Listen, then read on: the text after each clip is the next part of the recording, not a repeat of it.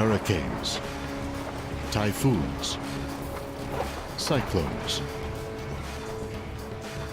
They are creatures of tropical seas, sweeping up heat-laden water,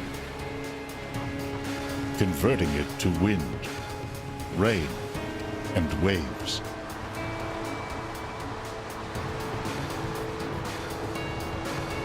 Why do a rare few evolve into colossal monsters that leave in their wake a trail of destruction, death, and despair? Do we now face a rising tide of super hurricanes and typhoons?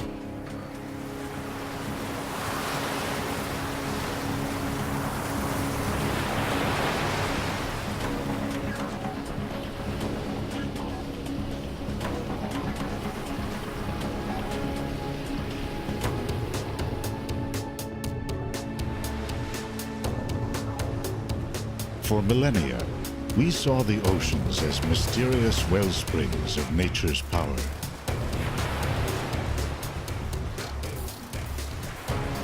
Capable of rising up and engulfing us. In William Shakespeare's drama, The Tempest, a ship's crew faces a sudden maelstrom, as dramatized in the 2010 Julie Taymor film. Unknown to the crew, the storm was conjured by a would-be ruler turned sorcerer.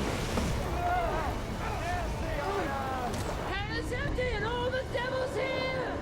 The story is said to have been inspired by a storm that sent the English flagship Sea Venture onto Bermuda Shoals in the year 1609. It's now one of many shipwrecks that litter tropical sea bottoms.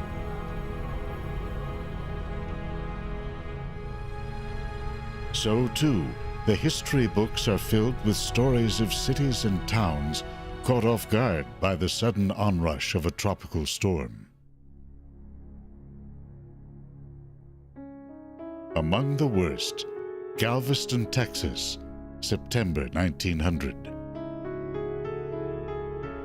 With swells beginning to rise on September 7th, officials issued a hurricane warning. A ship at sea estimated the winds in the approaching storm at 100 miles or 160 kilometers per hour. As powerful as the storm was, little was known about it, including where it would hit and how bad it would be. By the time the hurricane came ashore that evening, its winds had risen to 217 kilometers per hour, a Category 4 on today's 5-point Saffir-Simpson scale.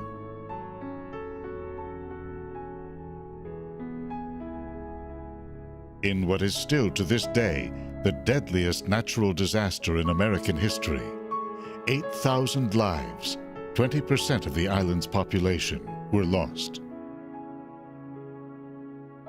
The city of Galveston was reduced to rubble by wind-driven waves and tides called storm surge that rose to over 5 meters.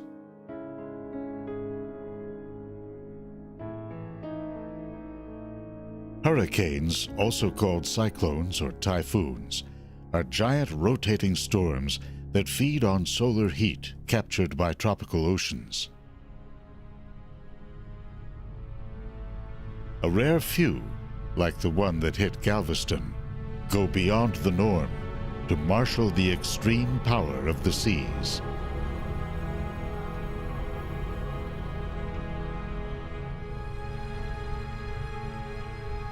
In 1969, weather satellites showed Hurricane Camille bearing down on the Mississippi coast.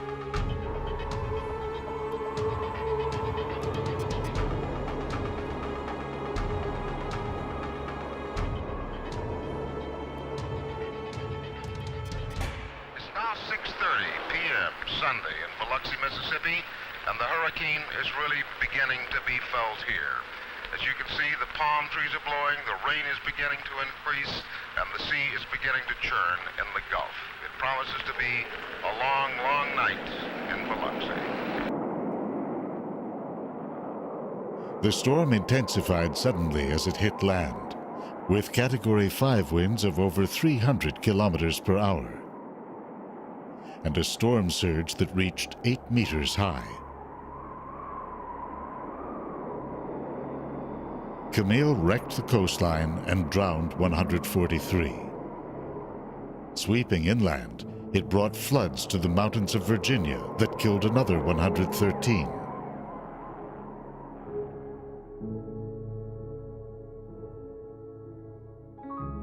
Ironically, just as Camille headed for landfall, scientists flew out to Hurricane Debbie to perform the last in a series of experiments designed to bend back nature's power. The idea of the project, called Storm Fury, was to load up an airplane with silver iodide crystals. Flying around the periphery of a storm, they would spread the crystals around in hopes of stimulating new cloud formation, and in so doing, steal the energy flowing into the eye. The idea was never proven to work.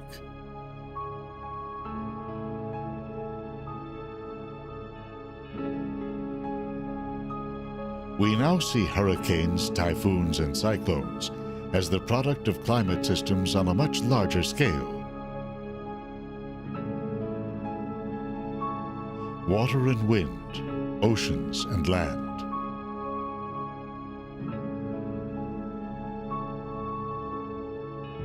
They are fueled by heat from the sun, captured and stored in the upper layer of tropical oceans. The deeper and warmer this upper layer becomes, the stronger and longer lasting a hurricane can be.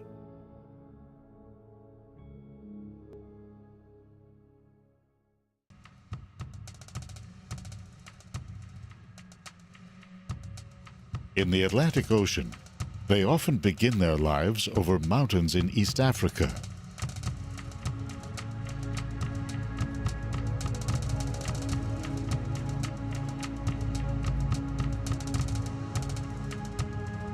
As the wind sweeps over them, an area of low pressure forms.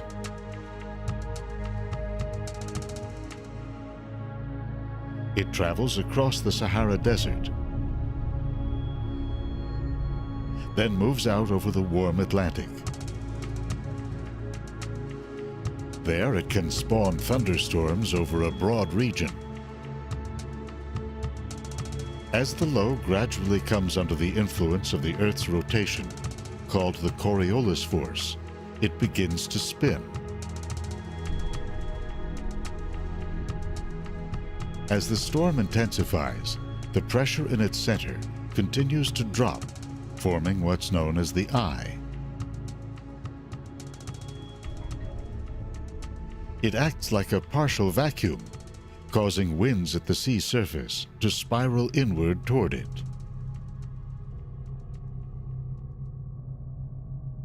These in-spiraling winds evaporate moisture from the warm ocean surface.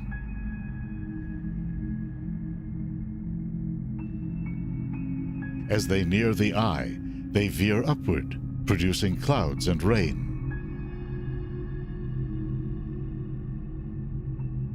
Much of this air moves outward at the top of the storm, like a chimney. Some flows back down into the center, causing the eye to dry out and become clear.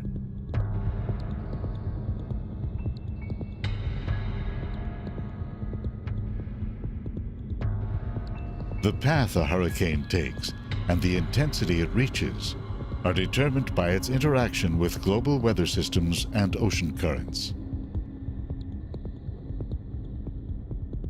In most cases, they form in vast ocean areas along the equator, pushed along by equatorial wind currents. At higher latitudes to the north and south, eastbound winds circled the globe. Where they converge in the tropics, the flow shifts to the west, forming the trade winds. And a band of precipitation called the Intertropical Convergence Zone. Stretching all around the Earth, this is the breeding ground for countless thunderstorms and larger tropical storms. The moisture they stir up often flows toward the poles, drawn by great spiraling weather systems to the north and south.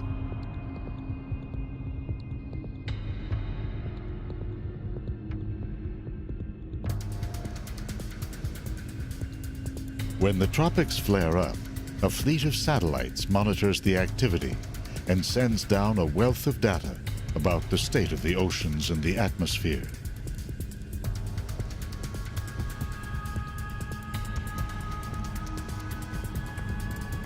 Meteorologists tap into a network of buoys and ship reports to monitor ocean temperatures, wind, and wave heights, on the hunt for conditions that favor hurricane development.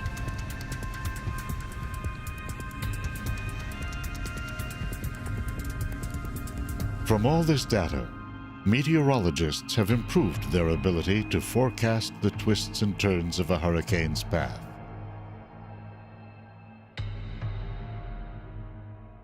As a result, few are caught by surprise, from shipping companies to coastal businesses, local and state governments, and the public at large. And yet, the challenge of protecting life and property is only getting worse.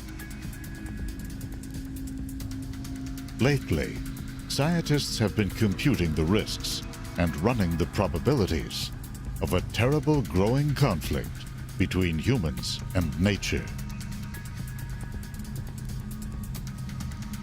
Quite simply, more and more people are moving to coastlines around the world, drawn by a combination of jobs and lifestyle.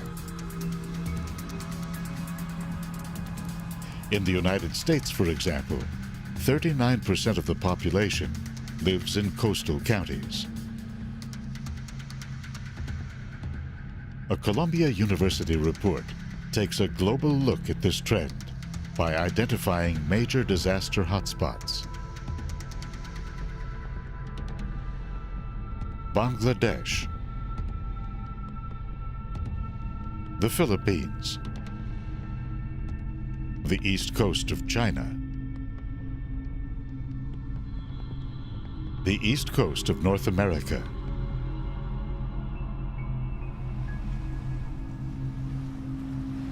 to make matters worse, the oceans have gotten steadily warmer over the last few decades, adding potency to the hurricane's fuel.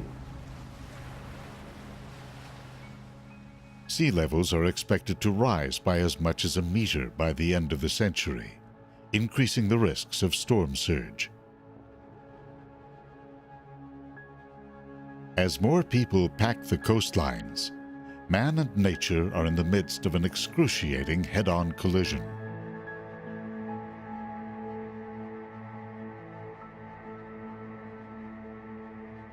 Hurricane Ike slammed into Galveston in 2008. The cost in 2010 dollars, $28 billion. Andrew hit Miami in 1992. $45 billion. Sandy swept into New Jersey in 2012. $60 billion. Katrina in New Orleans, $106 billion. Not to mention the loss of thousands of lives. To help communities prepare, hurricane scientists are working to improve their ability to predict changes in a storm's intensity. To find out whether it will fizzle, bringing only wind and high surf.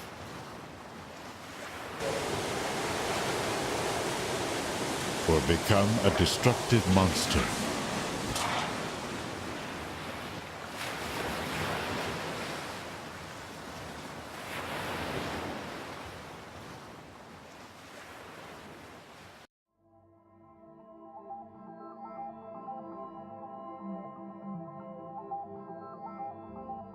As large as a hurricane is, its behavior is subject to subtle shifts in wind and ocean currents,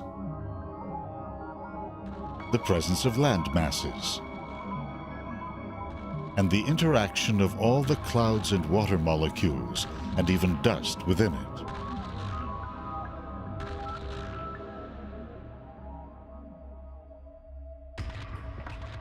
Scientists are zeroing in on a few key diagnostics.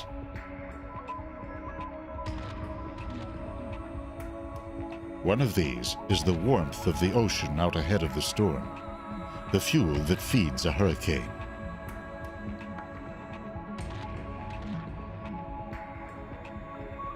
Because hurricanes draw water up from the deep, a warm and thick surface layer is crucial for the storm to reach high intensity.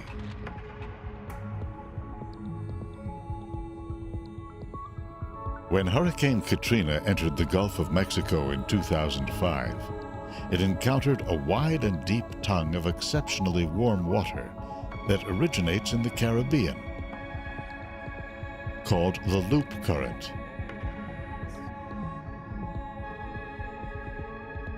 As Katrina moved over this current, its winds picked up speed, reaching 281 kilometers per hour, Category 5 status. A series of individual storms literally exploded close to the eye, visible in this sequence of satellite images. This often happens when the eye of the storm, the central region, contracts, getting smaller. As the storm spins up, the winds moving around the eye accelerate. Eddies or vortices begin to develop. These whirling winds evaporate large volumes of moisture from the ocean surface.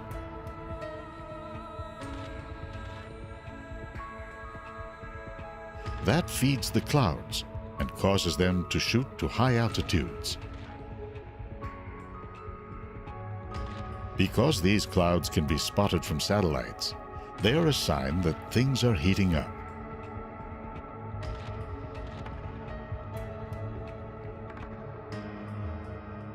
These are photographs of the central, clear eye of Hurricane Katrina, taken by researchers who flew into it.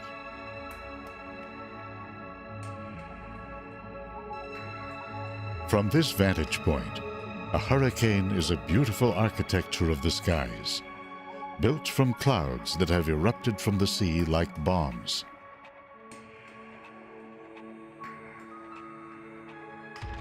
Their rise coincided with a fierce battle that had begun to develop deep within the storm.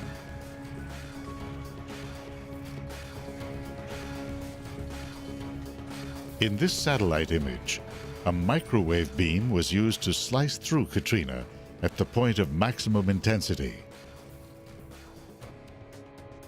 Storms were rising all around the hurricane. In radar images since the 1980s, scientists have seen that even as a tight, clear eye wall forms, conditions can be so favorable for hurricane development that a second eye wall forms around it. That steals some of the inflowing air and causes the inner eye wall to fade away. The outer eye then contracts, forming a new inner eye. Through this process, strong hurricanes can go through cycles of weakening and intensifying.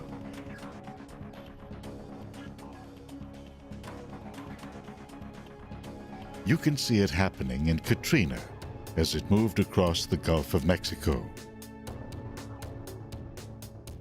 In this radar image, Katrina was rated a Category 5 as winds raced around its relatively small eye.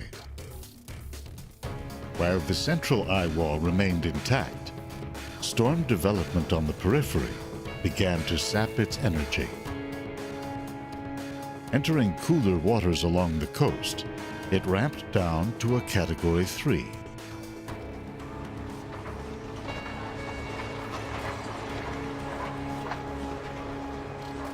Even then, wind-driven waves breached levees that had been built to protect New Orleans and flooded the city.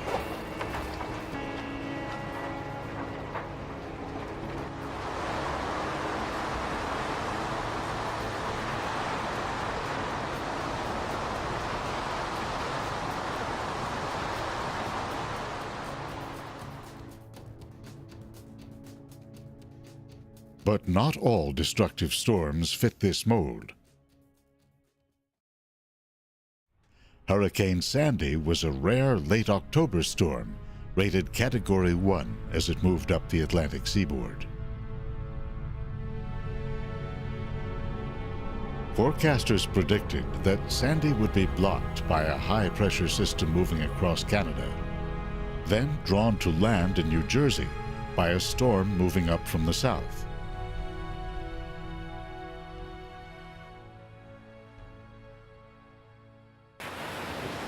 Based on that guidance, the HMS Bounty, a replica of the famous ship built for a Marlon Brando movie in 1960, sailed to the east. The captain hoped to go around the storm, then to head south.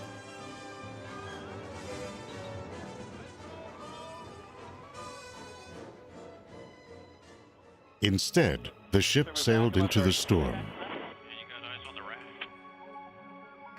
Responding to calls for help, the Coast Guard flew out into the storm to attempt a rescue. Crew members had jumped into the sea to escape the sinking ship. Roger, I'm still getting this up. 2003, 6031. 6031, 2003. This raft lift as well. We've got a 2 PIW. Roger, copy, 2 PIW. Get inside cabin. Dan, we may have to pick Dan up again. All but one were found and brought back to shore.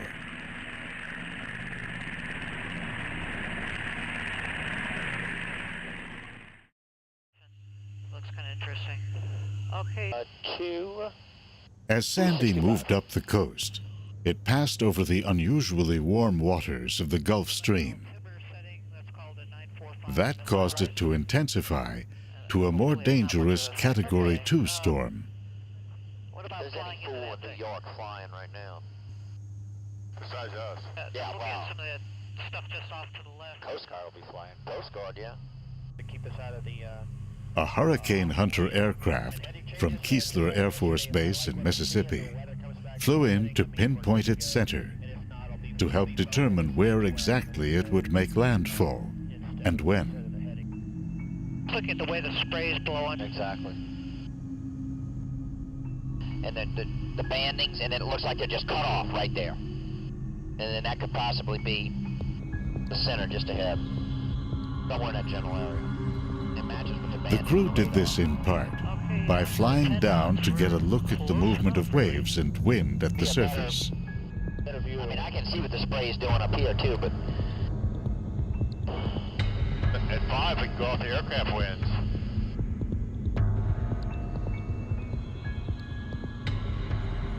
We're definitely hunting now.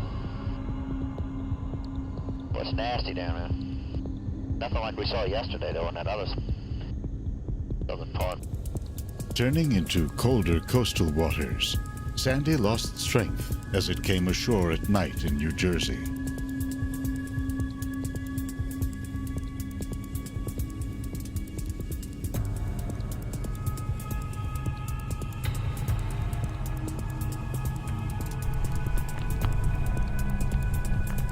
But because it ran ashore at high tide during a full moon, Sandy delivered storm surge levels of about 4 meters, almost as high as Katrina.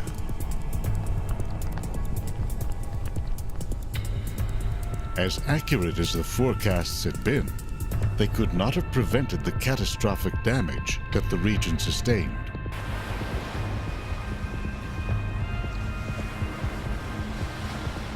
Community and government leaders have since proposed ambitious plans to mitigate the damage from future superstorms. From building on stilts to sealing off subway and train tunnels, and even leveling flood-prone communities.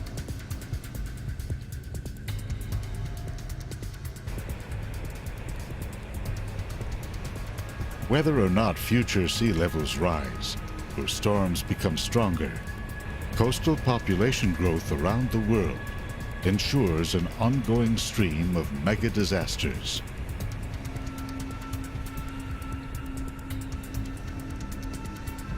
The latest, a typhoon called Haiyan, rose up for all to see in the western Pacific Ocean.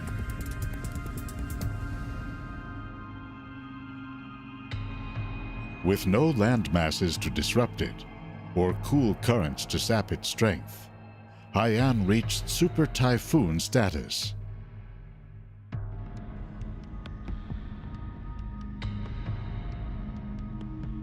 At landfall, surface wind estimates ranged from 200 to 300 kilometers per hour.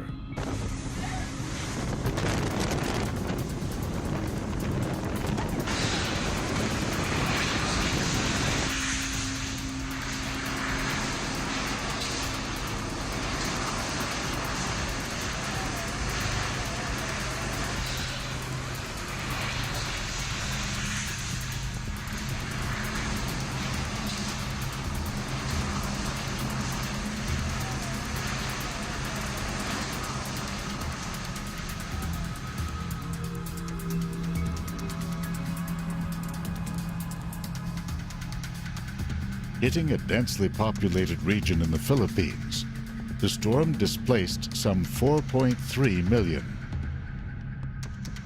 killed at least 6,000, destroyed crops, infrastructure, and 500,000 homes.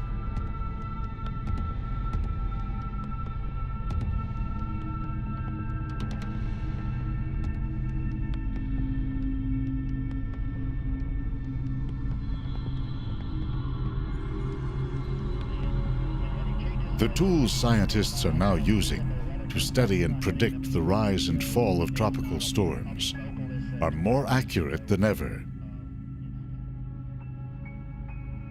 Rainfall rates, convective towers, the battle of the eye walls, and more. They are learning how these factors evolve within the context of changing storm environments and a changing global climate.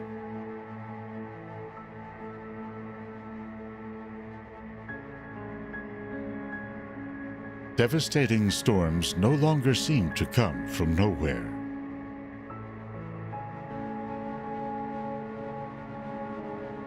At the same time, when a super hurricane and super typhoon forms, the stakes are steadily rising.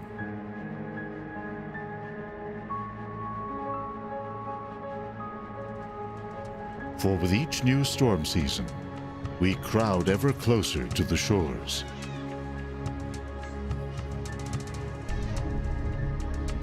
And brace ourselves against the gale winds and rising tides.